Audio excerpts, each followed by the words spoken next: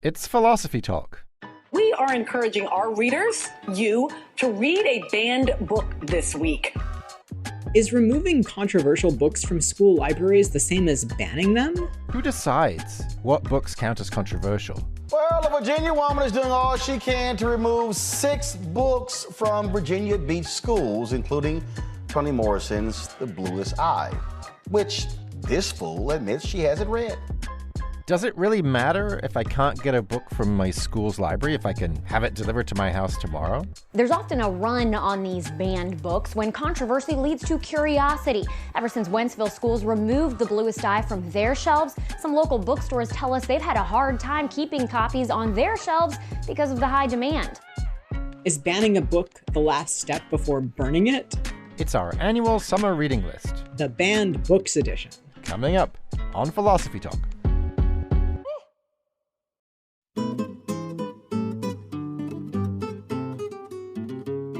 Welcome to Philosophy Talk, the program that questions everything. Except your intelligence. I'm Josh Landy. And I'm Ray Briggs. We're coming to you via the studios of KALW San Francisco Bay Area. Continuing conversations that begin at Philosopher's Corner on the Stanford campus, where Ray teaches philosophy and I direct the Philosophy and Literature Initiative. Today's episode is generously sponsored by the Stanford Division of Literatures, Cultures, and Languages. It's our annual summer reading special, the Banned Books Edition. The American Library Association says that last year, 1,597 books were challenged or removed from libraries, schools, and universities. Compare that to just 273 from 2 years ago. It's a record high. Yeah, and most of the challenged or removed books deal with themes relating to race or to sexuality and gender. And challenges actually come from both the right and the left. Just to be clear, we're not talking about literal bans here. I mean, it's not a crime to own one of these books, and if one of them's been removed from your school library, you could probably order it up, get it delivered to your house tomorrow. Right. And when schools remove books from the curriculum, they're not necessarily trying to ban anything. Sometimes students just want access to more contemporary books they think do a better job reflecting their realities. So to get us started, we sent our roving philosophical reporter Holly J. McDeed to talk to some of those students. She files this report. If you want to feel good about the state of America's education system, stay away from YouTube videos of school board meetings about book banning. I'm sure we've got hundreds of people out there that would like to see those books before we burn them. In this one from Virginia, school board members appeared really passionate about the power and sway of literature. Just so we can identify within our community that we are eradicating this bad stuff. This isn't the 1940s or 50s. This was 2021. The school board had directed staff to begin removing, quote, sexually explicit books from library shelves. And it's not just happening in a small community in Virginia. More books are being banned in the U.S. than ever before. Here's a TV ad from the 2021 Virginia governor's race. As a parent, it's tough to catch everything. So when my son showed me his reading assignment, my heart sunk. It was some of the most explicit material you can imagine. I met with lawmakers. They couldn't believe what I was showing them. The mother in this ad is talking about Toni Morrison's Beloved, a book assigned in her son's AP English literature class. Many of the books parents wanted banned featured LGBTQ themes or characters, or dealt with racism. What was happening in Burbank, California in 2020 was different. The students involved in that effort just wanted a more equitable and up-to-date curriculum. We were just saying that our curriculum needed a shift and that to update it so that our curriculum reflects the world that we live in today. Destiny Helliger is a student at the Burbank Unified School District. She said this push to reshape the curriculum started with Romeo and Juliet. This was during a time when people in the district were worried about suicides. So we decided to put a pause on Romeo and Juliet. Later on, Romeo and Juliet came back, and some families of color in our district decided that a lot of the books that contain the N-word could have that same effect on students of color, and that these books were negatively impacting the mental health of students. So maybe we should just take a pause to reevaluate them. Some people were really upset that the superintendent was looking to take books out of the curriculum, like Roll of Thunder, Hear My Cry. To Kill a Mockingbird, and Adventures of Huckleberry Finn. It was just tense. It was incredibly tense, and there was a lot of people who didn't want to give up what they thought. That's Finn Kroll, another student at the school. He says teachers aren't always equipped or trained to explain why certain words are harmful. Finn is often the only transgender person in the room. He's had to educate classmates about a homophobic slur during a discussion on Catcher in the Rye. The first time I read about a trans person in a classroom wasn't even from a school curriculum. It was from my own research, and the fact that I was 14 before I even heard the word transgender is disappointing, because that is who I am and who I always will be and who I am proud to be. And that should have been reflected in our curriculum. The school district did end up taking certain classics out of the curriculum, but students also wanted the district to add newer, more contemporary books. Destiny and Finn say so far they're disappointed. I was able to start the Destiny Education Project because I wanted to start putting some more action to where I wasn't seeing action. The Destiny Education Project is a BIPOC-led organization that aims to improve the American school system. She also started a peer-to-peer reading group. I think my first experience there, it made me really emotional because I had never read a book in elementary school where there was a Black character in it. And then I was reading this book called I Am Every Good Thing, where the main character is a young Black boy. And I saw one of the students and he just gasped and he was like, "Oh my God, that character looks just like me." As for Finn, he recommends the book Both Sides Now, about a transgender boy on the debate team who discovers that some things, like who you are and who you love, are not up for debate. And yet, here we are. For Philosophy Talk, I'm Holly J. McDede. Thanks very much, Holly, for that report from the front lines. You know, I gotta say, Ray, Toni Morrison's one of my favorite authors. I teach her every single year, and I just find it astonishing to hear a parent in Virginia say, "I don't want my son reading Beloved." Yeah, some parents didn't just complain. In 2020, a school board in California voted to actually ban another one of Toni Morrison's novels, The Bluest Eye. And the same thing happened this year in Wentzville, Missouri. The Bluest Eye got pulled from the library. I remember that. I mean, okay, they relented after an outcry, but still, why on earth did they want a ban in the first place? Well, I bet our first guest will have some thoughts about that. Paula Moya is professor of English at Stanford University and the author of The Social Imperative, which is a book about Toni Morrison, among other authors. So we asked her why she thinks that school boards want to ban The Bluest Eye. What's interesting is often the ostensible reason is because it treats some, situations that are really troubling, like child sexual abuse. But I actually think that there's much more animus, if you will, toward the racial politics of her books, and how pointed she is about talking about the history of slavery in our country, the history of racialized violence in our country.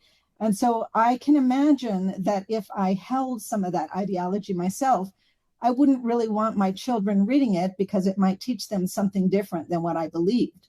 Yeah, I mean, she's incredible. I mean, she's incredible at everything, but among other things, at telling the bleak history of America's racial past. She does in incredible ways, well, throughout her novels, but including in Mercy, which is a novel that you really turned me on to, Paula. You've written brilliantly about it, and that's a novel that takes us back to a moment in sort of pre-American history yes. when slavery is just about to be racialized. And you can imagine someone of the current, let's not have our children learn anything that might upset their delicate sensibilities framework, thinking, well, gee, I don't want my child to learn about the truth of American history. Do you think that's what's underlying this? I do. And I get some of that idea from the really intense reaction, for instance, to the 1619 project that the New York Times published. Now, I have my own issues with every version of history because oftentimes any version of history tends to be very partial or very targeted to a specific group. So I'm not saying that was perfect, but it was really important for setting some of the record straight about, what made our early America, even before it was America. So, but there was such an intense reaction to that project that it makes me realize that some people just don't want to hear about prehistory and slavery here in the United States. Yeah, so one thing I think is like really powerful in The Bluest Eye is this figure of Dick and Jane. These are like ideal, like kind of implicitly white American family characters that she's just kind of taking apart. Yes. Like the characters in the novel who are more realistic than Dick and Jane don't really live up to this ideal and can't. Well, one of the really interesting things is that Toni Morrison starts out The Bluest Eye with a kind of Dick and Jane narrative. And so, those of us of, say, my generation grew up with these readers that introduced us to the characters of Dick and Jane, who were these prototypically white American, middle class, mother, father, brother, sister, dog, cat kind of world. And she starts out with a conventional orthographic, story of Dick and Jane and everybody being very happy and working out very well. And then in the next one, it's the same words, the same story, but with all the punctuation removed. And then in the next iteration, it's the same story, the same words, but with all the spaces and punctuation removed, so that it becomes very frantic, even in the visual aspect of looking at the Dick and Jane story. So it has this emotional impact on the reader that defamiliarizes that Dick and Jane story for us. Yeah, that's fantastic. I mean, she's always doing these incredible things with the second half of Beloved. It's also just a brilliant tour de force of literary fireworks, but not just, of course, for their own sake, not just for fun, not just for aesthetic power, but they really hit you right in the gut. Well, that's exactly right. And, it's often this idea that what we're so familiar with, that we don't question it, we don't ask about it, we don't see it as strange. And so she has this way in her writing of making what seems or ought to be familiar to us strange, that makes us then question it. So starting out right at the very beginning of that novel to make strange or to defamiliarize the kind of prototypical happy white middle class family makes us then shift our thinking or our perception a little bit into seeing the story that she's about to tell us a little bit differently. Do you think that there is an alternative vision in there of a way things could be good, or is just like telling the truth about ways things that are bad? Like, is that the project, or is it like different in different novels? I think it's probably not different in the different novels, even though the way it manifests is very different. I think those two projects go together. So in the same way that we need to actually understand our real history in order to make a better future, I think Toni Morrison believes that we have to actually understand how people are to each other, how they act, how they interact, how they treat each other, in order to understand how we might be able to treat each other in a better. So, one thing she does in The Bluest Eye, as in other novels, is give us a tremendous amount of context about the characters, which we can see as people, about how they came up and why they have the attitudes they do and why they treat each other the way they do, in order to understand how, it might have gone differently and they might be able to do it differently. So I think those projects go together. She's not trying to make this neutral for us, and she wants to make us work. So I think you're absolutely right about that. So I have a question about how this relates to sort of book banning. And I feel a little bit silly even giving voice to this objection because I don't believe it. Mm-hmm. But I can imagine somebody saying, look, it's all fine and good to reflect on the horrors of slavery, but like a lot of Morrison's novels are pretty graphic and it's really intense. And is it too intense for high school kids to handle? Like, should we shelter them? Well, I guess I just want to give a little bit more credit to high school age children or young people, I'll say. One thing that I have to say about Morrison, and I suspect you'll agree with me, is that she's an extraordinarily talented writer. She's really able to convey ordinary and extraordinary experiences of human lives with a talent, of using figural, say metaphorical language that really is kind of unsurpassed. And I think one other thing I would say, Ray, is that Morrison is never voyeuristic. She doesn't allow the reader to get pleasure in this violence. She portrays it very effectively, often using metaphors, but it is always with a framework that, reminds us of that context that brought the person to that violence or to that predation that, makes us really think about, how we maybe got there.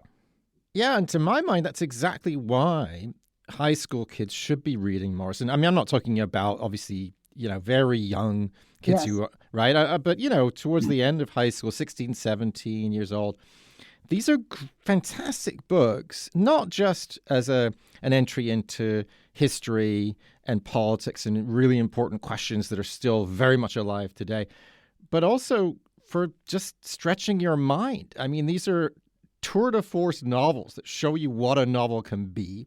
Yes. And they're political ruminations, they're philosophical ruminations. There's all this stuff in A Mercy about the problem of suffering. If there's a benevolent God, why is there so much suffering? Implicitly including slavery, of course. Yes. And Morris is constantly thinking philosophically and raising the philosophical questions. What better thing for a 17-year-old to read? Exactly. And I think, her books are deeply ethical. They ask you to think about the choices that you're making and to think about how you want to take something that happened to you in the past into the future or not. So I think it's right at that age, 16 or 17, where you're kind of learning how to be a person, that you have to learn how to make choices. And, that all choices are not the same. All choices are not equal. And so I think reading Morrison's books and the way that she gives us appropriate context for how people come to be who they are, that she is able to, in a sense, instruct us and teach us how to be better people in the world. Couldn't agree more, Paula. Thank you so much for joining us today. Well, thank you so much, Josh. I was glad to be here. Paula Moya from Stanford University on why Toni Morrison should be on our reading lists all year round. You're listening to Philosophy Talk, and today it's our annual summer reading special, the Banned Books edition. Coming up, if a Nobel Prize-winning author can be banned for supposedly inappropriate content, what about other books full of murder, adultery, and sexual immorality, like the Bible? And what happens when suppressing controversial books and ideas collides with freedom of speech in schools and universities? Banning books in the classroom and beyond, plus other recommendations for controversial summer reading when Philosophy Talk continues.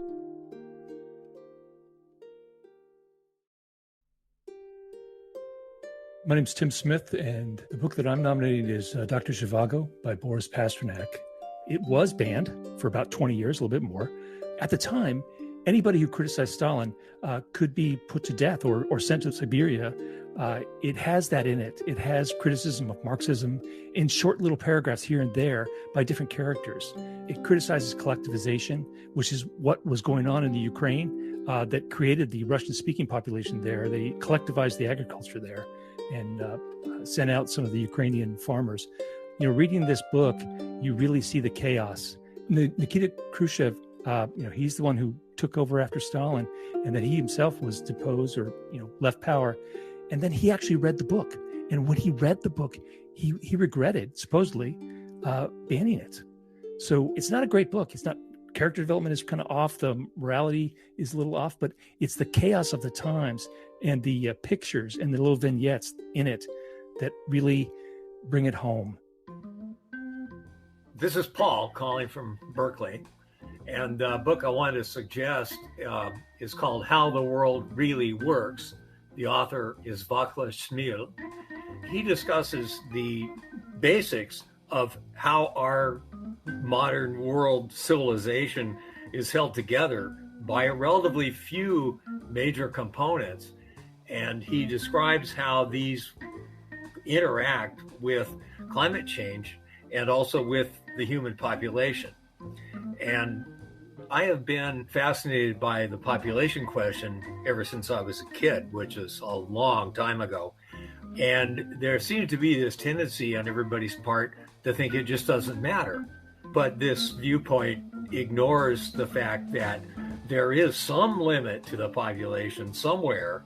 So the philosophical question would be, what's our goal? Do we want to have, as many human souls as possible, all standing on one another's heads? Or do we want to keep some semblance of Earth, for us to enjoy? My name is Matthew. I'm from California. I'm recommending Roger Scruton's Fools, Frauds, and Firebrands. Scruton himself, of course, was a bit of an outsider. And in this particular book, he takes aim a lot of what would now be considered sacred cows in the world of philosophy and social sciences. However, it's not mere criticism in the sense that he's responding and that he directly analyzes the text and what these authors said and his reaction to what they said. And I think that's important these days because a lot of assumptions are being pushed and a lot is changing in academia. And while some may see this book as controversial, and I myself don't agree with everything Scruton says, I would say that this is certainly worth reading and worth thinking about, especially if you come from a background where people like Foucault or Habermas or Judith Butler are considered prime modern philosophers. Hearing what Scruton has to say is relevant and important. Thanks very much to our listeners for suggesting those banned or controversial books to read this summer. I'm Josh Landy, and this is Philosophy Talk, the program that questions everything. Except your intelligence. I'm Ray Briggs, and it's our annual summer reading show, the Banned Books Edition, generously sponsored by the Stanford Division of Literatures, Cultures, and Languages. So it's presumably wrong to ban a book for political reasons, but what about academic reasons? What if a book's full of misinformation and terrible arguments? Does free speech demand that we pay attention to it? Jennifer Ruth is professor of film at Portland State University, and Michael Bérubé is professor of English at Penn State University. Their new book is titled It's Not Free Speech: Race, Democracy, and the Future of Academic Freedom. They argue that free speech and academic freedom are two very different things.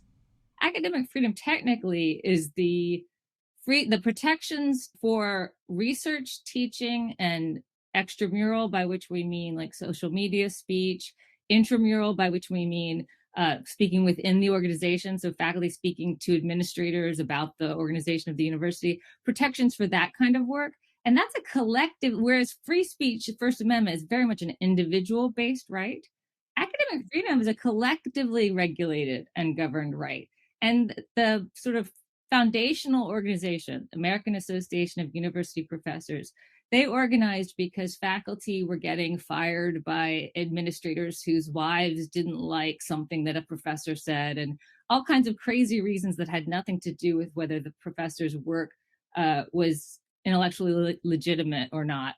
And so professors organized. John Dewey was part of the original organization, and they said, well, we have to come up with some principles and guidelines for academic freedom that protect faculty from arbitrary influence from non-experts. So what that means, though, the corollary for that, though, is that experts do have to police one another. And that's where academic freedom is different from free speech, perhaps. Free speech, your opinion is as good as a fact. So what would be an example of something that is protected by my right to free speech but isn't protected by academic freedom? Phrenology has much to teach us. and we'll bring calipers to prove it. And that's actually an example from the book. I mean, again, if we were talking maybe 120 years ago, phrenology was still considered sort of the cutting edge of criminology. Cesar Lombroso made an entire career out of it. No responsible person should be promoting phrenology today. But if you want to do it on a street corner, go to, and good luck. So phrenology is unlikely to come up, right, in classrooms. But right. What about various interesting views about COVID-19? I mean, we had a bunch of those coming out of various corners of Stanford University and, of course, other universities. There was a Stanford historian who said, as a matter of science, the governors are wrong, because I guess historians know better about science. And, we had an economist telling us the number of deaths in the United States would be 5,000. And we had someone who became a member of the Trump administration saying masks don't work. That's right. What should happen in a case like that? I mean, these are claims that have been roundly debunked by the vast consensus of specialists. What should happen? So what happened with Scott Atlas, I think, is very instructive, and that the faculty senate, that Stanford faculty put together a petition, and then they brought it to Senate, and they said, why should, Stanford has an important reputation for helping provide information that's useful for democracy. If we have someone who the vast majority of his peers would say is peddling misinformation, how do we hold that person accountable?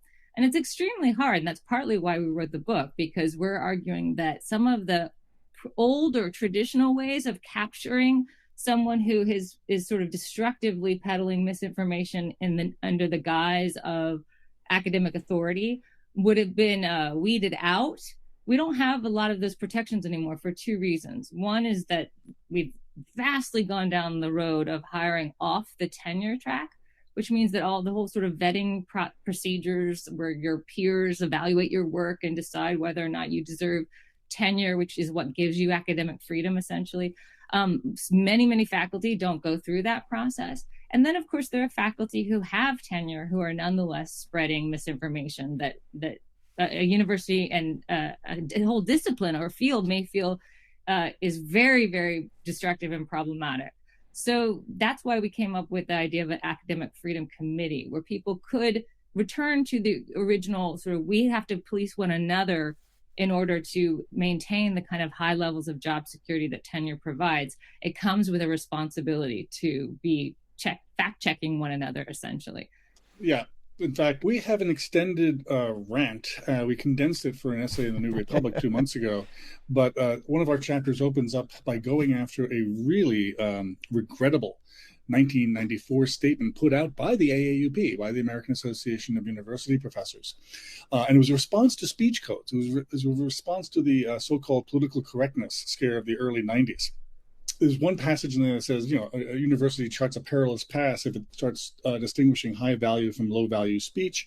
And then there's another really horrible line. Indeed, by prescribing any ideas, a university sets an example that profoundly disturbs its academic mission. And Jennifer and I was like, no, actually, one of the things we're supposed to do is proscribe some ideas. So we actually name a bunch of people in the book. And even though Jennifer and I swear that we are not going to adjudicate every case, we don't even know if these people should be fired or disciplined or what. We think that should be left to their peers. But we actually come up with a number of, we think, fairly difficult cases where people are calling into question their own professional fitness to teach. So I have a question about the race science example, actually, because I can think of multiple things that are wrong with race science, and I'm not sure which of them are relevant. So one that seems like it definitely ought to be relevant is that race science isn't true. Like we have good evidence that it's not true.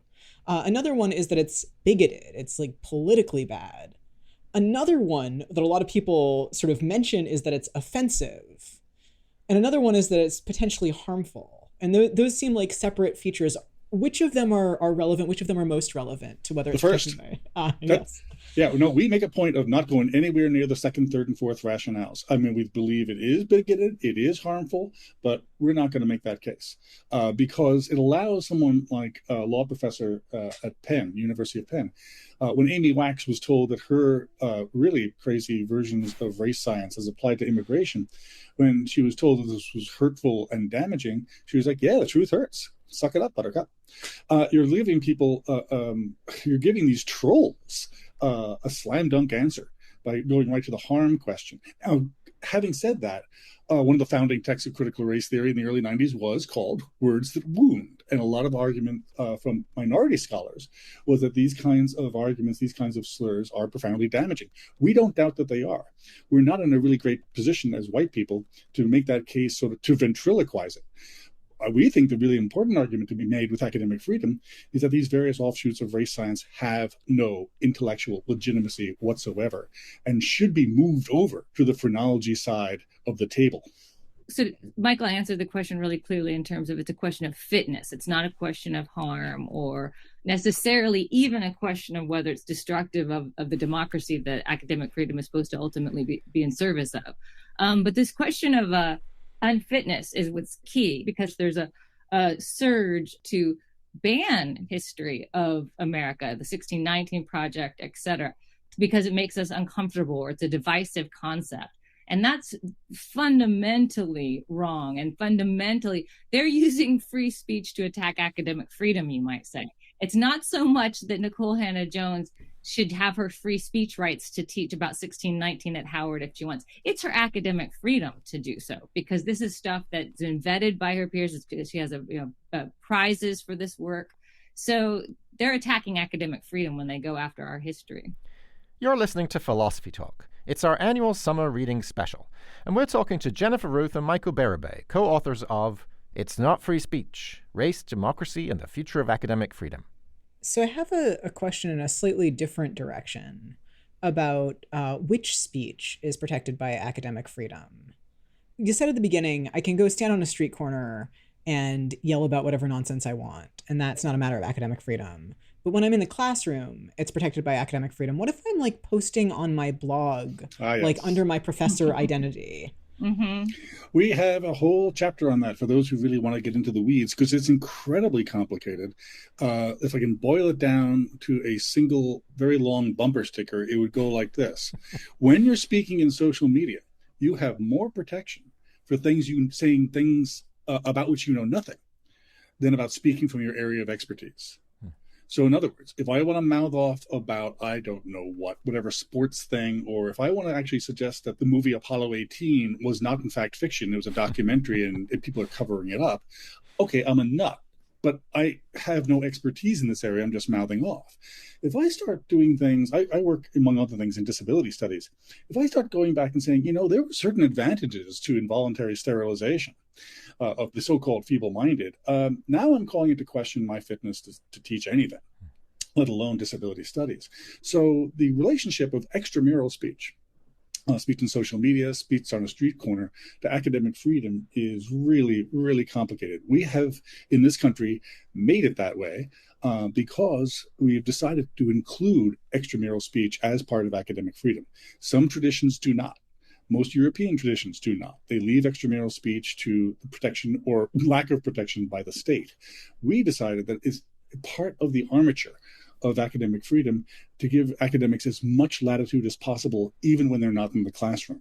And that's really where most of your controversies have come from in the last 10, 15 years. Yeah, I mean, I think that's a very helpful way of thinking about what's okay and what's not okay in this extramural speech, in this speech outside of school, speech on your blog, on Twitter, on Facebook, or something like that.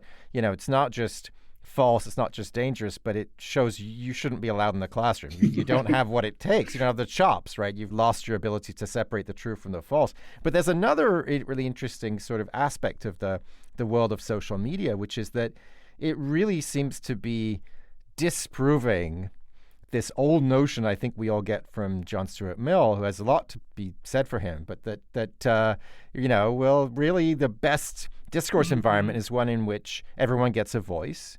And if you just, it's free market, right? Just let everyone speak and the good information will drown out the bad. And I think we're all learning that Mill's wrong and Swift is right, that falsehood flies and truth comes limping after it. Is that about where the two of you are as well? Yes.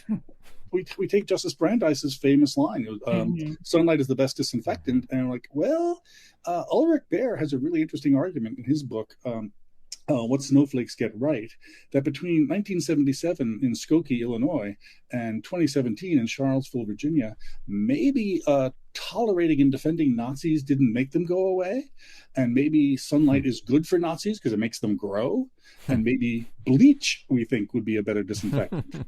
So we don't actually go so far as to call for sort of a hate speech exception to the First Amendment. We do think the First Amendment has been vastly overextended by the Roberts Court in the last 10, 12 years, but we're actually not legal experts. We did not stay in Holiday Inn Express last night, and we only learned the term First Amendment Lochnerism in the course of writing this book from the legal theorist Tim Wu. But we're at least willing to say, if you're not alarmed by the complete proliferation of inexpert speech in a world in which people get their medical advice from Joe Rogan, you have not been paying attention. So one thing I really like about your approach is the way that it sets aside considerations like, is this speech going to hurt somebody's feelings? For considerations of, is this speech actually true? And another thing that I like is that it's scrupulously fair, right? So you're not taking sides. This isn't a book that says, right-wing faculty are saying things we don't like and they should be disciplined. And it's also not saying left-wing faculty are saying things we don't like and they should be disciplined. It's saying, look, there's actually a variety of different cases. And, you know, one of the main purposes of the First Amendment is expressive. It allows people to speak their mind. But one of the main values of academic freedom is epistemic. It helps us get the truth. That's what we want at universities. So how do we get the train back on the rails? How do we make sure that folks aren't just polluting the discourse environment, aren't just weaponizing their status in order to spread misinformation? How do we get universities to take this more seriously? That's a really good question in terms of because there's no question of the distinction between academic freedom and free speech is actually seems to be sort of infecting the university itself in terms of incapacitating faculty to feel like we can judge one another, but that's in fact what we are here to do in large part. So in academic, I think your point that what you like about the book is that we're not saying, you know, this is harmful, so you can't do it. This is, you know, we're not just sort of taking whole categories and saying you can talk about this, you can't talk about that. But we're talking about who gets to judge, right? It shouldn't be a provost or a president who's risk averse. It shouldn't be a politician an attorney general who wants to ban CRT because he's primarily reading Chris Rufo as his primary source. Those aren't the people who should judge. It should be peers within a discipline or adjacent fields that are in the same kinds of conversations as the person who's being judged. So who's being judged and how you do it, the deliberative process, that could go a long way towards helping put some guardrails in at a moment where we really need them. So Jennifer, Michael, thank you so much for joining us today. Thank you. Thanks for having us. Jennifer Ruth and Michael Bérubé, co-authors of It's Not Free Speech, Race, Democracy, and the Future of Academic Freedom, a book we've definitely got on our summer reading list. Coming up, summer book suggestions from Ian Scholes, the 60-second philosopher, plus the case for banning the Bible, when Philosophy Talk's Banned Book Summer Reading Special continues.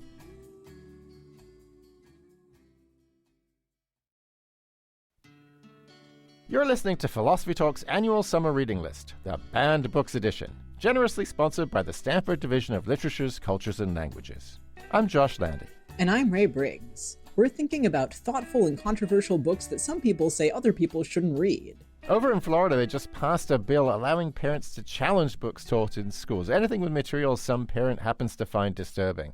Our next guest, Florida activist Chaz Stevens, has a not entirely tongue-in-cheek response. Let's ban the Bible. Ban the Bible? Well, yeah. Think about it. People want to ban Mouse, the graphic novel about the Holocaust, because it's got cartoon animals that briefly are depicted without clothes. So if that's your standard, why not the Bible? It's full of sex and violence.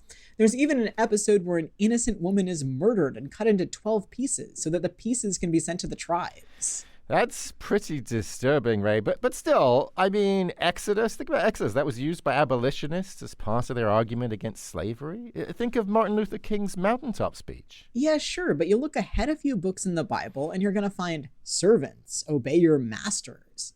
People drew on that kind of thing for centuries when they wanted to justify slavery. Heck, the Bible even has some of the earliest accounts of a genocide, with God telling the Israelites to murder every Amalekite man, woman, and child, even the sheep, cows, and donkeys. Okay, so maybe it's a mix, like Bertrand Russell said. I mean, Russell has that whole essay called Why I'm Not a Christian, and he's really not a fan of some things, like hell, for example. But even he admits that turning the other cheek, that's pretty great. Yeah, he was a pacifist. Yeah, and giving to the poor and not judging lest ye be judged. Yeah, the point isn't that Christianity is necessarily terrible in every way. The point is that maybe the state shouldn't impose it on everyone. One person who thinks that is Chaz Stevens. Let's hear why he's petitioning to have the Bible banned from 63 Florida school districts. It's like the Republicans asked the library to go on a diet, and they went through and they took everything else except the box of Krispy Kremes. And if you're going on a diet, take the box of Krispy Kremes. That's the first one. So you really don't have to look very far in the Bible to say, holy crap, are we teaching our kids that? Cannibalism, bestiality, murder, rape, incest. My favorite, Psalm 137:9, smashing babies against the rocks. turn a page and find something that'll make your eyes go all bonkers. Yeah, it seems right that if you don't want children reading about like murder and sex and cruelty and violence, you probably shouldn't give them the Bible. And I think like I could take two morals from this, right? I could think, look, I shouldn't control at all what kids are allowed to read. Or you could think like I should control what kids are allowed to read, and one of the things I shouldn't give them is the Bible. Do you have a stance on which of those answers is right? Absolutely. Banning Bibles, banning books, burning books, absolutely ridiculous. However, they say that the Bible, book of fiction, is parables. And there's some good stories in there, but there's some not good stories in there. So if you want to find ethics, do you find ethics for some Bronze Age guys that couldn't work their way out of the desert? Or what about Kantian ethics, right? The Golden Rule and all that other good stuff. So it's just really, welcome to Florida. It's bizarre. Well, you're in good company because, Bertrand Russell, the philosopher, had an essay called Why I'm Not a Christian, where he made some similar arguments. He said, look, there's some things I really like in the New Testament, turn the other cheek, don't judge people, give away your goods to the poor.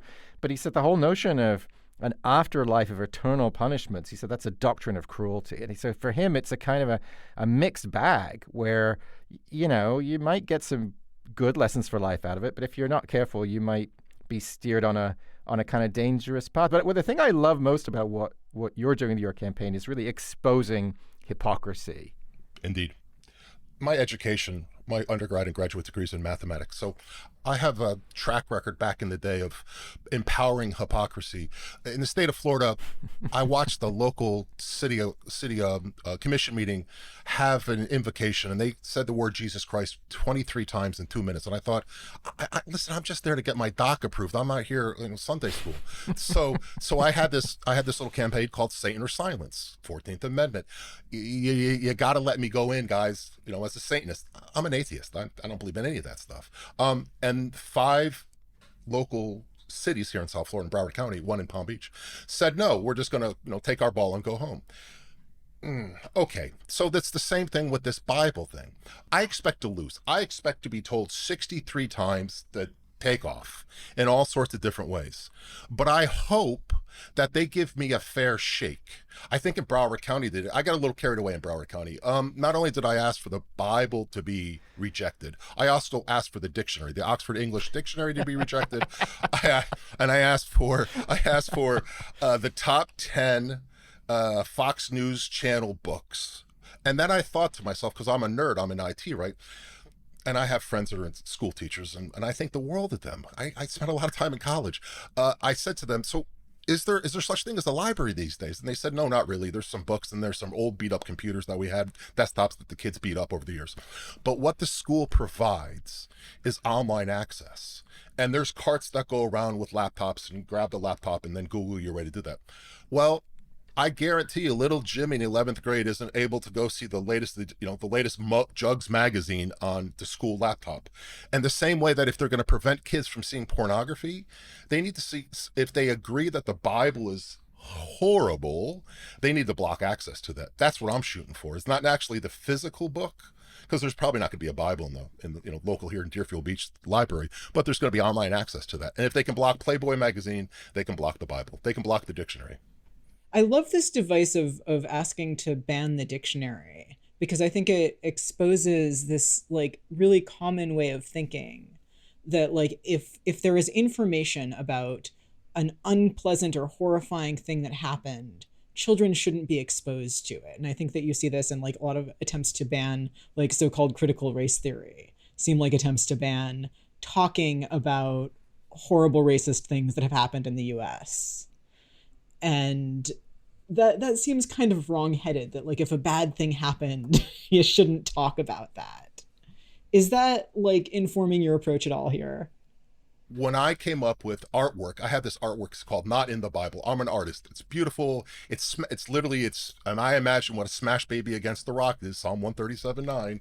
So I did this artwork, and I was lambasted, ankle bit by the Christians, saying that I took that out of context. Smashing babies, happy is he who smashes babies against the rocks. I took that whole thing out of context because it was the Babylonians raising up against somebody or other. Right. Okay, I am currently suing the state of Florida. The Rotunda, you guys might not know, I was the fellow that put up the Festivus poll, the Gay Pride Festivus poll, and the PBR, Pabst Blue Ribbon Festivus poll back in 2013. Rick Scott, governor at the time, Skeletor, he pinched my First Amendment rights. He wanted to shut me down. This past December, I put up Fauci clause. I'm vaxxed, I'm boosted, I take care of my elderly parents. So it was a standee of Fauci dressed up like Don Draper from Mad Men in this red Santa's outfit, which I sent him one, 6'12" serenity. And next to him was Tucker Carlson as the Grim Reaper. Boy, that didn't go over well. I've had artwork about gay Vader, Dad Hates Ron, which is Buddy Christ holding up a sign that says I hate Ron, blue truck balls, Ron DeSantis as a macho cop on the front of Playboy magazine. These are 24 by 36 paintings that I've done. All said no. So I'm suing. Not only am I, trying to get rid of the Bible, trying to get rid of the dictionary, trying to get rid of Tucker Carlson and his books, I'm also suing the state of Florida. So apparently I have a good hobby. Your hobby is a hilarious one, but of course it has this serious point, which is, let's be fair, right? I mean, either we don't have any religion in the public square, right, in front of courthouses and state houses and so on, or, it's open to any religion that wants to be there. That's the principle of fairness. It goes back to the Establishment Clause in the First Amendment, and it applies to books, right, in school libraries. If you're gonna ban one book like Spiegelman's Mouse for having a completely harmless drawing that in context has to be understood as not in any way provocative, well, then you should ban the Bible. If you're not going to ban the Bible, you're going to need to keep Spiegelman's Mass in the school libraries. Am I about right? That's where you are, Chaz? You're spot on. It's the 14th Amendment, equal due process under the law, right? My formula is really easy. I've perfected after a decade. As Winston Churchill says, Americans do everything wrong and eventually they'll do the right thing. So after 10 years, I finally figured out what it is. It's you figure out what the hypocrisy is. You figure out what the bureaucratic hypocrisy is, and then you flip the script 180 degrees, and then you use the weight of bureaucracy against itself. I don't have to do anything. I literally said ban the Bible, and the Washington Post is calling me the next day. So if anybody wants to get off their tush and into the game, figure out what the hypocrisy is, figure out the bureaucracy behind it, and just flip the script 180 degrees, and boom, you're in the game. You're doing a Chaz. Congratulations, welcome aboard. I love the idea of using hypocritical bureaucracy against itself, and I think that's a great note to end on. Chaz, thank you so much for joining us today. My pleasure. Thanks, guys, for having me. And I remember Florida, the land of endless mall. Florida activist Chaz Stevens on his crusade to get the Bible banned from his state schools. You can find all the books we've talked about on today's show, along with other recommendations from our listeners, over at our website, philosophytalk.org. But if you just want the Cliff Notes version, there's always Ian Scholl's The 60-Second Philosopher. Ian Scholl. Summer reading lists usually include biographies if they aren't too long. Autobiographies preferred because they're chipper and anecdotal and the subject doesn't die at the end. We like history if it's obscure or uplifting, or both. Like how well Lincoln got along with everybody who hated him, or the secret woman who invented a missile guidance system. You can't go wrong with thrillers. You're supposed to take those to the beach for some reason. Nowadays, I'd worry about the book catching fire. Also, thrillers seem more branded than they used to be. I guess we always had the Nancy Drews and James Bonds and Reachers, but thriller writer James Patterson, for example, offers online classes. Modern readers can teach themselves to write thrillers, just like the other thrillers, saving a bundle at the airport newsstand. Pay yourself to read it. Hope your flight's on time. Point being, maybe it's time to disrupt the summer reading list tradition. Any venture capitalist wants to give me money to do that. I can give you a white paper and a timeline with earmarks before your $1,000 pen even touches the checkbook. PM me, DM me, text me. Point being, reading lists today face many challenges. I can pretty much guarantee that nobody has made their way through the wall of tell-all books that slid out of the Trump White House. We must get on that, first things first. And if Trump goes on trial for treason, or is re-elected president, both not outside the realm of possibility, we may want to surrender full time to the reality television metaverse and reject literacy altogether. In the meantime, books are being slid into the flames on a daily basis, figuratively. Books used to be burned out of heresy or racism, but today we save on matches and just take them off the shelf. And reasons vary. They may trigger some of us, usually through the injudicious use of pronouns. even though conservatives say, get over it, snowflake, you're too sensitive. Conservatives only want to take books off the shelf if gay people are mentioned. To me, both sides exist about it. Clearly, cancel culture is a one-way, two-way street. Young adult authors cancel each other all the time. Fantasy, sci-fi, horror, most genres are heavily watched these days over diversity issues, cultural appropriation, sexism, you name it, leaving us with the same old claptrap that gave us the cancel parade in the first place. As consolation prizes, we have the Avengers, Star Wars, teeming with conflicted heroes, dozens of novels and movies about young people in wizard schools struggling to be diverse. Instead of fighting Indians, natives, or fanatics, heroes now lay waste to robots, clones, and evil twins from other dimensions. Mysteries are becoming pretty woke, I believe, but they remain Swedish and depressing. So are books even worth it? Comics are still collectible. I recommend buying one as a hedge against inflation. Keep it in a bag, though. Don't read it. Are you crazy?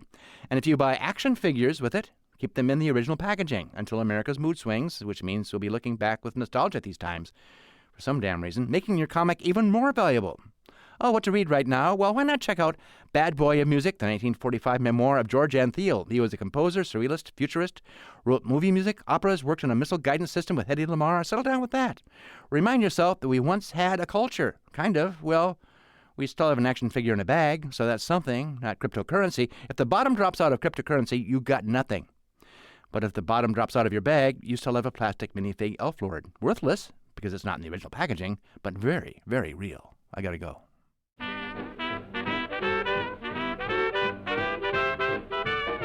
Philosophy Talk is a presentation of KALW San Francisco Bay Area and the trustees of Leland Stanford Junior University, copyright 2022.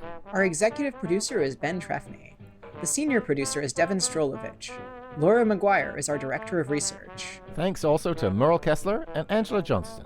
Support for Philosophy Talk comes from various groups at Stanford University and from subscribers to our online community of thinkers. Support for this episode comes from the Stanford Division of Literatures, Cultures, and Languages. The views expressed or misexpressed on this program do not necessarily represent the opinions of Stanford University or of our other funders. Not even when they're true and reasonable. The conversation continues on our website, philosophytalk.org, where you can become a subscriber and gain access to our library of more than 500 episodes. I'm Josh Landy. And I'm Ray Briggs. Thank you for listening. And thank you for thinking.